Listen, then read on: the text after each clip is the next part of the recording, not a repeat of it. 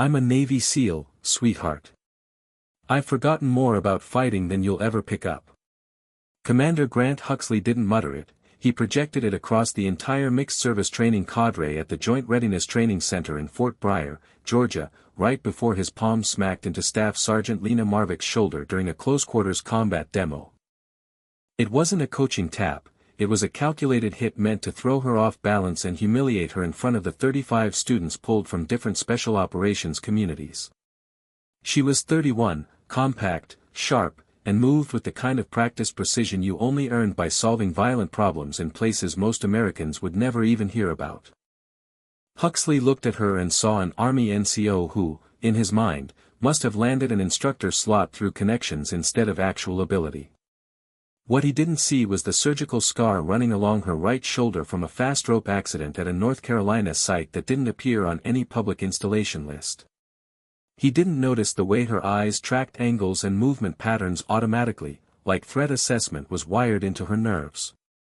All he saw was someone he believed didn't belong, someone to put in her place because her presence at this level challenged how he thought the hierarchy should work. What Huxley had no clue about was that the woman he just struck had spent 3 years buried inside a classified program, shaping the very hand-to-hand combat doctrine now taught to operators across JSOC.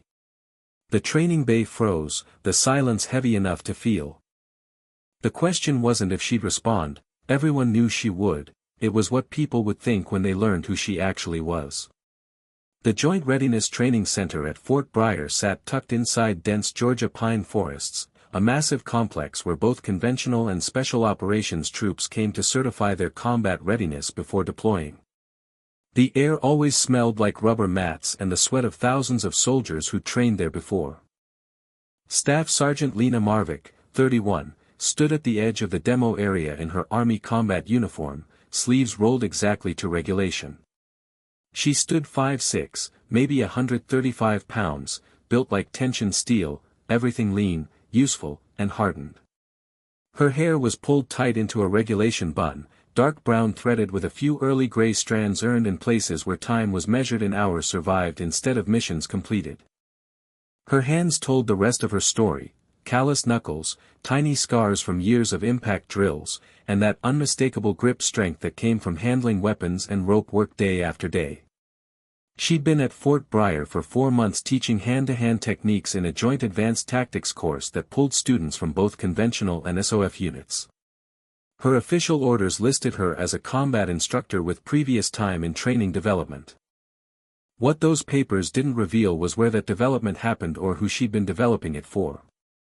And if you're tuning in from Georgia or any military base tonight, you already know places like this, training grounds where the difference between success and tragedy gets hammered into muscle memory. Stick around and hit follow, Major Tom's Tales covers the warriors the system tends to overlook. Commander Grant Huxley served as the senior Navy instructor, a 43-year-old SEAL with 16 years in naval special warfare and an ego that filled the room before he stepped through a doorway. He wore his trident-like armor and carried himself with the ease of someone used to being introduced as a Navy SEAL long before anyone mentioned another qualification. His record was decent, for deployments to Iraq and Afghanistan, steady performance, nothing destined for classified after-action lore but nothing disgraceful either.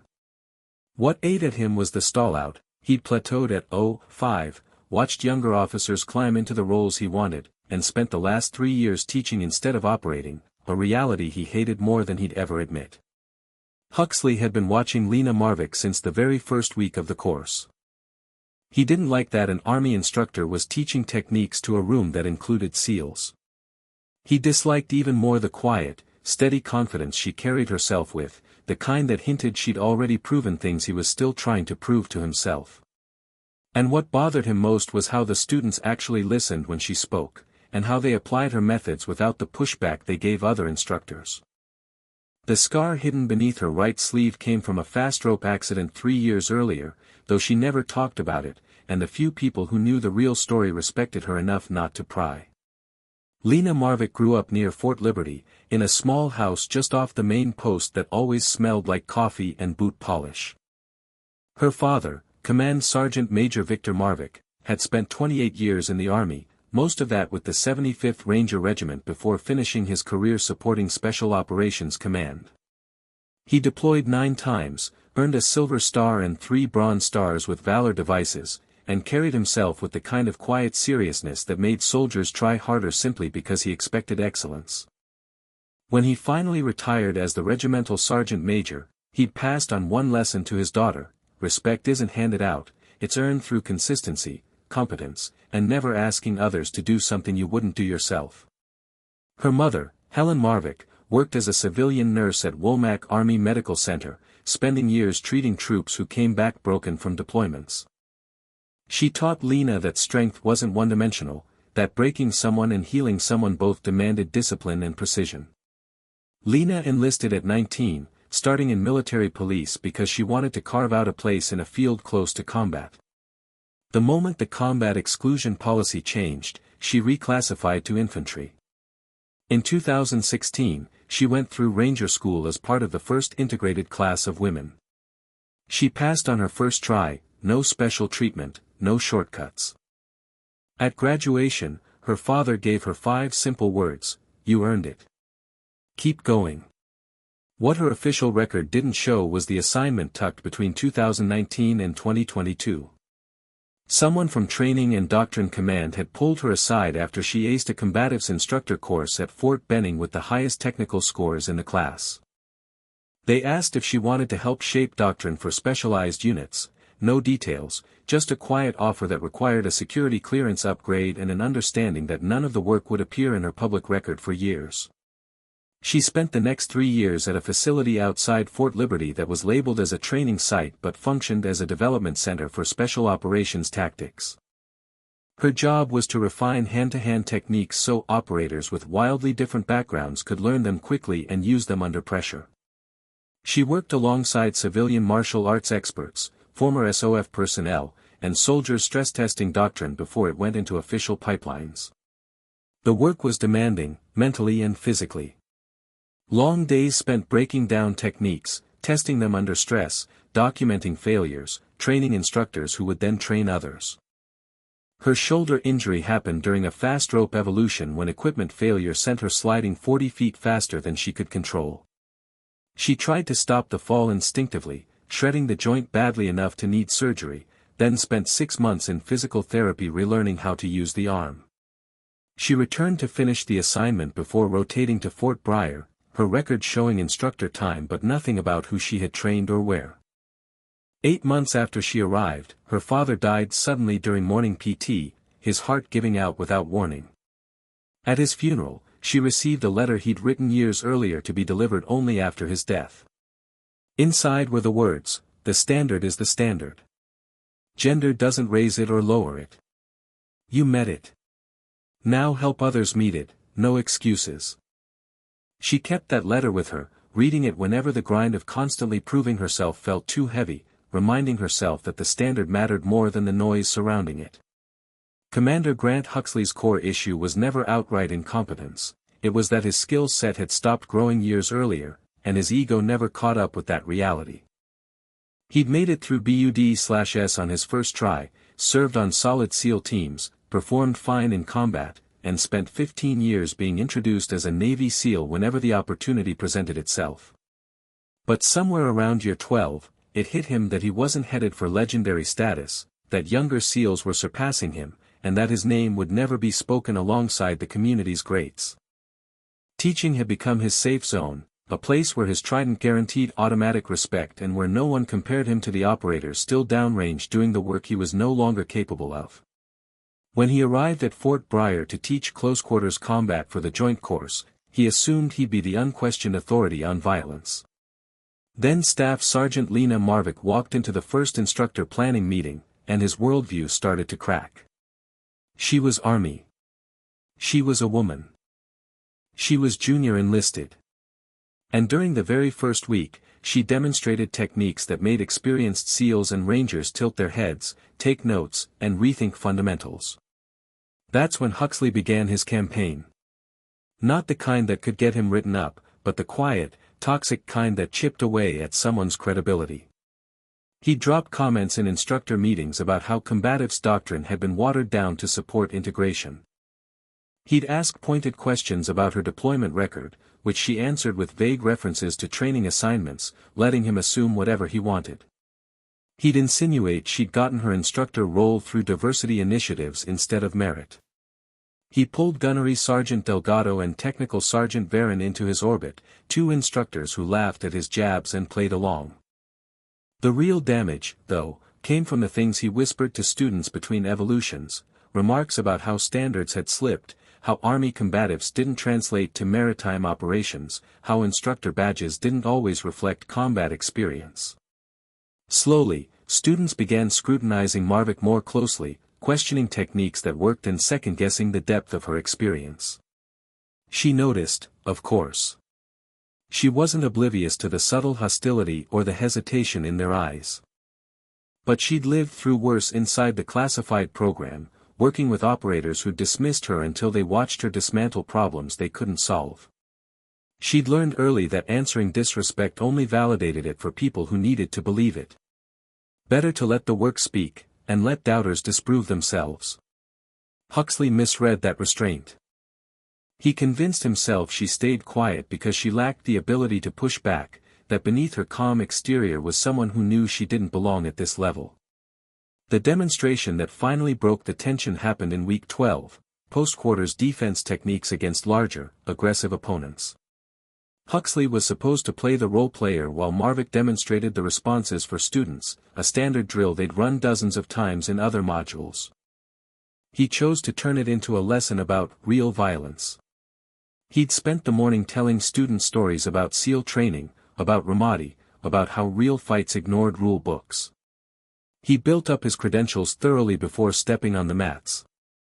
With 35 students watching, SEALs, Rangers, Marine Recon, Air Force Special Operations, Huxley made a point of announcing that she'd probably earned her position through her father's reputation rather than her own skill.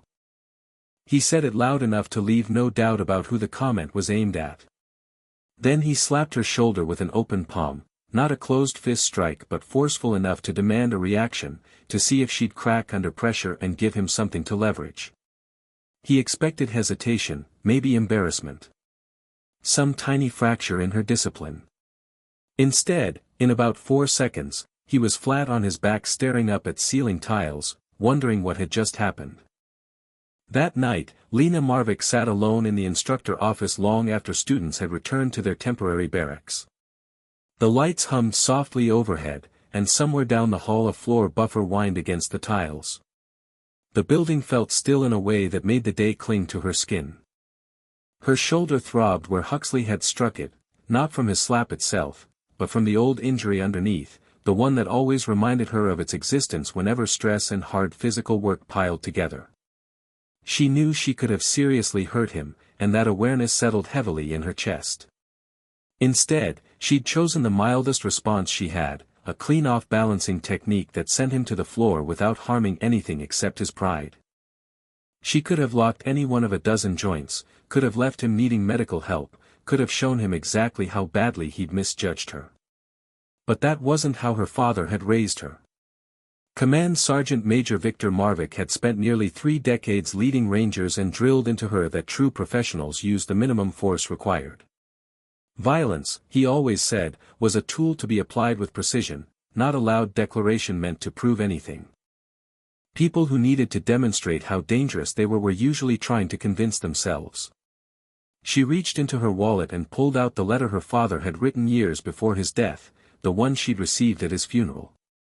She read it again even though she knew every word by heart. The standard is the standard. Gender doesn't lower it or raise it. You met it.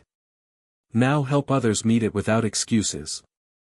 The weight of that message pressed deeper because she'd spent 3 years developing doctrine inside a classified program, working alongside some of the best close combat minds in the military, and none of it showed up anywhere in her official record. To someone like Huxley, she was just an Army staff sergeant who'd somehow landed an instructor slot she hadn't earned. He had no context for the work she'd done, no idea she'd been refining techniques years before instructors like him ever touched them. She thought about her father again, how he'd carried himself with confidence rather than arrogance, how he'd never needed validation to feel competent, how his letter had asked her to help others reach the standard without excuses. Maybe that was the real point, not proving herself to a man who'd already decided she didn't belong, but making sure the students walked away with skills that would keep them alive, no matter who taught them or what biases they brought through the door. She tucked the letter away and shifted to planning the next day's training. The students needed to understand how to stay alive when close-quarters chaos swallowed the room, and that mattered far more than Huxley's ego or her own exhaustion from constantly having to justify her place. The next morning at 0700, Colonel Mason Reddick, the course director, called a mandatory instructors meeting. At 53 with nearly 3 decades in special forces, he carried the sort of presence that quieted a room without effort. He'd run joint courses for 8 years and had zero tolerance for instructors who couldn't maintain professional standards. He told them that yesterday's demonstration had been reviewed by multiple observers and that Commander Huxley's behavior had fallen well below expectations. Aggressive role-playing was fine when coordinated ahead of time, he said, but striking a fellow instructor without prior agreement and making comments about how she'd earned her billet crossed clear professional lines. He explained that Huxley would receive formal counseling and would be limited to classroom instruction for the remainder of the course. When Huxley tried to protest, rattling off his credentials, Reddick shut him down sharply, reminding him that rank and experience didn't excuse unprofessional conduct, and that real senior operators understood when pressure was appropriate and when it wasn't. Then Reddick delivered the surprise: the entire training cadre would undergo a week-long instructor validation exercise. A compressed assessment of teaching skill, technical proficiency, and performance under realistic stressors. Every current instructor would participate, and results would be documented and sent to their respective commands for future assignment consideration. Huxley's face darkened, but he couldn't refuse without looking like he feared being evaluated. The validation began the next day. The first event focused on instructional effectiveness. Each instructor had to teach a complex technique to students with zero prior experience and then have those same students execute it successfully against full resistance. Huxley opened the validation with a weapon retention sequence that was technically correct but packed with so many small, exact movements that it fell apart under pressure. His students struggled to reproduce it once resistance was added. Lena Marvick, on the other hand, taught a streamlined grip break technique designed to work even when a student made mistakes. Her group pulled it off on their very first attempts against full-force opponents. The second event measured performance after physical stress. Every instructor had to run 8 miles wearing a 35-pound ruck and then immediately demonstrate their primary teaching specialty.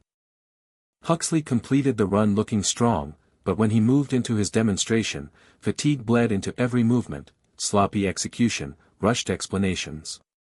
Marvick finished somewhere in the middle of the pack, yet her demo looked exactly the same as it always did: crisp, controlled breathing, efficient movements, nothing wasted. The third evolution tested tactical problem solving under severe time constraints. The scenario involved a fast-moving hostage situation and required instructors to form a plan using limited intelligence. Huxley's answer was an aggressive immediate breach, overwhelming force, calculated risks accepted to prevent hostage execution, tactically defensible but likely to produce unnecessary casualties. Marvick's approach was different: establish containment first, use movement discipline to collect information, then strike only once the situation became clear. Fewer risks, higher chances of success, minimal collateral damage. The evaluators, Colonel Mason Reddick, a Ranger Regiment Command Sergeant Major, and a Navy Master Chief from Naval Special Warfare, observed quietly, taking notes without offering any reaction. The fourth event arrived on day 5, a full-contact technical demonstration against a resisting opponent in protective gear. Each instructor faced a student who'd volunteered to give maximum resistance. Huxley went first against a Marine Recon Staff Sergeant who fought hard. He eventually defeated the student, but it took 2 minutes and leaned heavily on strength rather than clean technique. Marvick stepped up against an Army Ranger Sergeant First Class, 6'1", 200 pounds. Their engagement lasted 30 seconds. She redirected his pressure, dropped him with a hip throw, transitioned smoothly into an arm lock, and forced a tap almost instantly. Clean. Controlled. Efficient. The watching students went silent. The final test measured teaching ability under openly hostile conditions. Every instructor had to teach a technique to a student who deliberately resisted instruction and challenged every step. Huxley grew visibly irritated when his student questioned him, eventually abandoning the teaching process and just demonstrating the technique himself. Marvick faced a student who outright questioned whether someone her size could teach anything useful. She simply told him to attack her at full strength. After that, she demonstrated 3 distinct controls on him, then calmly coached him through each technique until he could apply them correctly on another student. When the validation concluded, Colonel Reddick gathered the cadre in the main training bay. Beside him stood a 1-star general no one expected to see there, Brigadier General Serena Cade, the Deputy Commander of Army Special Operations Command, known for showing up in person whenever standards or integrity were on the line. Brigadier General Serena Cade was 56, her silver-gray hair pulled back with the kind of quiet authority earned through 3 decades of combat deployments alongside Special Operations task forces. She'd started her career in military intelligence before cross-training into Special Operations support, and she carried a level of credibility that went far beyond rank or branch. She didn't bother with pleasantries. She said she was about to address a training initiative that had been classified for operational security but was now cleared for limited professional discussion. Then she asked if anyone recognized the term Special Operations Training Doctrine Development Initiative. No one raised a hand. Huxley looked both confused and furious. Cade explained that SOTD had run from 2019 to 2022, a 3-year program designed to test, refine, and build new training doctrine for Special Operations Forces. The Army had pulled subject matter experts from across multiple units and placed them at a classified facility outside Fort Liberty, where they evaluated techniques that would later feed into formal pipelines used by JSOC and other SOF commands. The entire goal was to craft efficient methods that produced consistent results across operators with wildly different backgrounds and physical capabilities. She paused, letting the room settle before continuing. Then she dropped the part that froze the entire bay. Staff Sergeant Lena Marvick had been one of the 12 specialists selected for that program. For 3 years, she'd helped develop the close quarters doctrine now being taught across every Special Operations training facility in the Army. Her technical expertise had been used to train cadres who then trained operators throughout JSOC. And many of the techniques the students had been learning in this very course were built partly from doctrine she'd helped create. The room went silent in a way that felt physical. Cade continued, explaining that Marvick's shoulder injury, visible in her medical file, came from a training accident during that assignment. She'd spent 6 months in rehab before returning to complete the program, then rotated to Fort Bryer with a sanitized record that showed only instructor time.